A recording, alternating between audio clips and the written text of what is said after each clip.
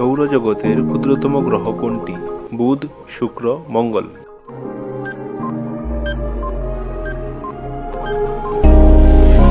সঠিক উত্তর বুধ। সূর্য থেকে পৃথিবীর দূরত্ব কত? প্রায় 13 কোটি, প্রায় 15 কোটি, প্রায় 16 কোটি।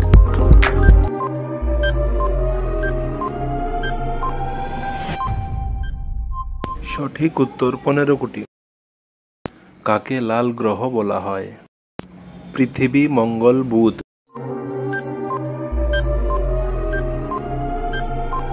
সঠিক উত্তর মঙ্গল। কাকে সবুজ গ্রহ বলা হয়? Uranus, Neptune, Pluto.